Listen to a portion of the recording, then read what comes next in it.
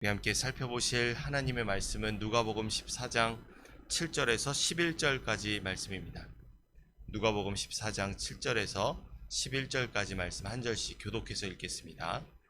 청함을 받은 사람들이 높은 자리 택함을 보시고 그들에게 비유로 말씀하여 이르시되,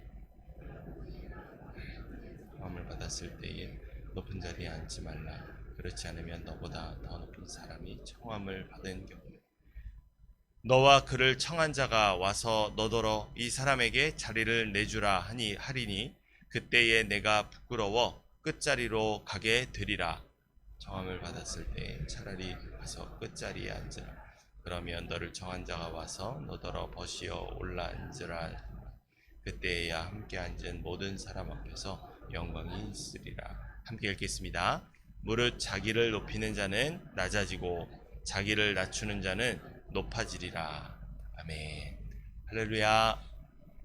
오늘도 말씀과 기도로 하루를 여시는 모든 성도 여러분들 가운데 거룩하신 하나님께서 존귀롭게 높여주시는 넘치는 은혜가 함께하는 이 시간 되기를 간절히 소원합니다. 오늘 본문의 말씀을 통해 십자가의 겸손과 하늘 보좌의 영광이라는 제목으로 함께 주님의 말씀 듣고 기도하는 시간 되기를 간절히 소원합니다.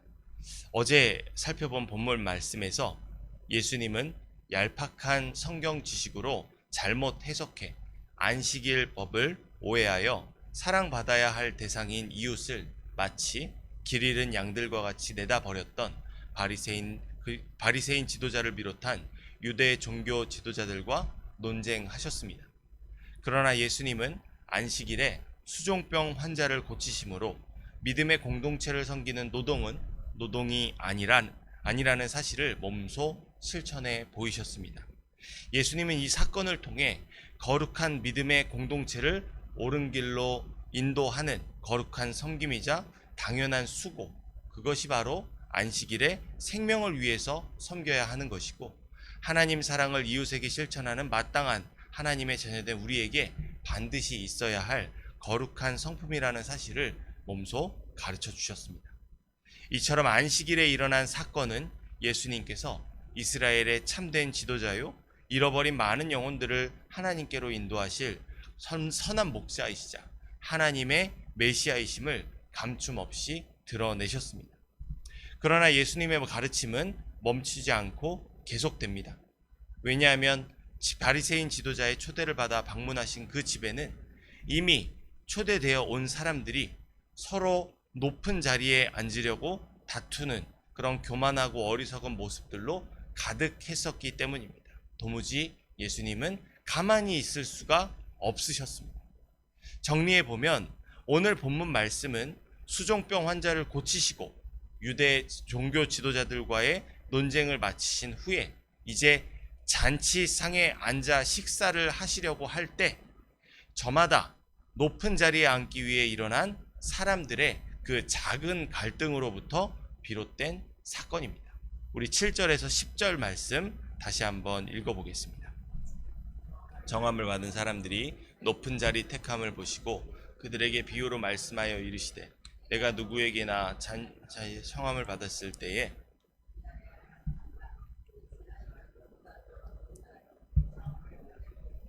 너와 그를 청한 자가 와서 너더러 이 사람에게 자리를 내주라 하리니 그때에 내가 부끄러워 끝자리로 가게 되리라. 청함을 받았을 때에 차라리 가서 끝자리에 앉으라. 그러면 너를 청한 자가 와서 너더러 버시어 올라 앉으라 하리니 그때에 함께 앉은 모든 사람 앞에서 영광이 있으리라. 아멘. 예수님은 바리새인 지도자의 집에 초대받은 사람들이 식사하기 위해 서로 높은 자리에 앉으려는 그 모습을 보시고 비유를 들어 가르치시는데 그 내용은 다름 아닌 순수한 겸손함의 중요성을 강조하는 내용입니다. 이와 관련하여 잠언 25장 6절에서 7절 말씀에는 이런 말씀이 있습니다. 왕 앞에서 스스로 높은 채 하지 말며 대인들의 자리에 서지 말라. 이는 사람이 내게 이리로 올라오라고 말하는 것이 내 눈에 보이는 귀인 앞에서 자리로 내려가라고 말하는 것보다 나음이라. 이 겸손에 대한 하나님의 지혜를 가르치는 말씀인데 이 말씀에서 하나님의 지혜가 가르치는 겸손은 무엇일까요? 그것은 부한자나 천한자 모두를 친구로 삼을 수 있는 사심 없는 순전한 성품입니다. 그런데 지금 하나님의 지혜 그 자체이신 예수님의 눈앞에 어떤 광경이 펼쳐지고 있습니까? 그야말로 하나님이 원하시는 순전한 겸손이 사라진 사리사욕과 교만이 가득한 불의한 세상의 현실을 목도하고 계십니다. 왜냐하면 바리새인 지도자의 집에 초대받은 사람들이 서로 높은 자리를 차지하려고 노력하고 있기 때문입니다. 그렇다면 사람들은 왜 이렇게 서로 높은 자리에 앉으려고 하는 것일까요? 왜냐하면 당시 문화에서 식사나 연회에는 손님들의 사회적 지위가 감춤 없이 공개적으로 드러나는 자리였기 때문입니다. 그래서 식사 자리를 배열하는 것은 초대받은 사람의 명예를 보여주는 매우 중요한 의미를 부여하기까지 했습니다. 보통 식탁이 그때 당시 식탁이 이렇게 아치 모양으로 영어 U자가 거꾸로 되어 있는 모양으로 되어 있었는데 그 U자 모양에서 곡선 부분에 해당하는 그 정중앙에 주인이 앉게 됩니다. 그 주인이 앉게 되고 당연히 가장 명예로운 그 주인으로부터 인정받는 사람은 어디에 앉게 될까요? 그 곡선 부분의 중앙에서 양옆에 앉게 되는 것입니다. 가장 명예로운 자리는 잔치를 베푼 주인과 가까운 자리였기 때문에 사람들은 주인과 가까운 자리를 차지해서 자신의 명예를 드러내기에 혈안이었고, 상대적으로 주인과 멀리 떨어진 구석 자리에, 다시 말해서 양 끝단, 아치의 기둥을 이루는 양 끝단에는 그 누구도 앉기를 싫어했습니다. 바로 이렇게 자신의 명예를 위해서 사리사욕과 교만이 가득했던 그 시대적 풍습의 현실을 목도하신 예수님은 8절의 말씀에서 혼인잔치를 비유로 들어 초대받은 자들이 높은 자리, 즉 주인과 가까운 곳에 위치한 자리에 앉지 말 것을 가르치십니다. 당시의 시대적, 사회적 통념과는 정반대의 말씀이시죠. 잔치를 베푼 주인은 자신의 옆자리에 앉아야 할 사람이 누군지를 잘 알고 있습니다. 이미 정해놓은 것이죠. 그래서 당시 풍습에서도 가장 가까운 자리는 비워져 있고 그곳에 앉아야 할 가장 귀한 손님은 여유롭게 가장 늦게 도착하는 것이 일반이었습니다. 그런데 누군가가 이미 예약이 되어 있지만 가장 귀한 손님을 위해 비워둔 자리에 앉아서 자신의 명예를 드러내려고 한다면 어떤 일이 발생하게 될까요? 9절의 예수님의 말씀처럼 자신보다 더 존귀로운 명예를 가진 사람이 도착했을 때 그 자리를 내줘야만 하는 불명예스러운 상황을 맞이하게 됩니다. 아니 그냥 자리에서 일어나서 옮기는 것뿐만 아니라 이미 다른 자리가 가득히 채워져 있기 때문에 그 사람은 필연코 그 가장 불명예스러운 자리에 앉아야만 하는 현실을 마주하게 되는 것입니다. 바로 이러한 이유에서 예수님은 높은 자리에 앉으려고 헛심을 쏟을 것이 아니라 처음부터 끝자리에 앉는 것이 지혜로운 결정이라고 10절 말씀을 통해 가르쳐 주십니다. 만일 그가 존귀롭고 명예로운 사람이라면 잔치를 베푼 주인이 와서 그를 높은 자리로 인도할 것이고 이로써 잔치에 초대된 모든 사람들 앞에서 스스로 영광을 얻게 될 것이기 때문이죠. 이 예수님의 가르침에는 하나님과 우리 사이의 관계와 더불어 우리가 하나님 앞에 서 있는 위치의 본질적인 의미를 담고 있습니다. 우리가 하나님의 자녀로서 전지전능하신 하나님 앞에 살아간다는 사실을 안다면 그 누구도 어떠한 사람일지라도 스스로 높임받는 자리에 앉을 수 없을 것입니다. 그러나 스스로 낮아지는 섬김으로 부한자나 천한자 모두를 친구로 삼는 사심 없는 겸손한 성품을 하나님께서 보시고 높여주신다면 그것만큼 영광스러운 일은 세상 어디에서도 찾아볼 수 없을 것입니다. 여러분의 선택은 과연 무엇이 되어야 할까요? 예수님의 말씀처럼 낮은 자리를 사모하며 모든 사람들을 높여주는 자리에 있을 때 하나님께서 우리를 그 낮은 곳으로부터 높은 곳으로 올리시는 은혜의 주인공이 된다는 사실을 우리는 잊어서는 안 되겠습니다. 예수님은 이처럼 자기 자신이 스스로를 높이기 위해 교만의 혈안이 되어서 사는 것이 아니라 하나님이 높여주시는 일을 위해 열심을 쏟을 것을 가르치심으로 진정한 높임과 영광이 어디에 있는지를 분명하게 가르쳐 주십니다. 우리 마지막으로 11절 말씀 함께 읽겠습니다. 무릇 자기를 높이는 자는 낮아지고 자기를 낮추는 자는 높아지리라. 아멘. 예수님의 강조점은 분명합니다.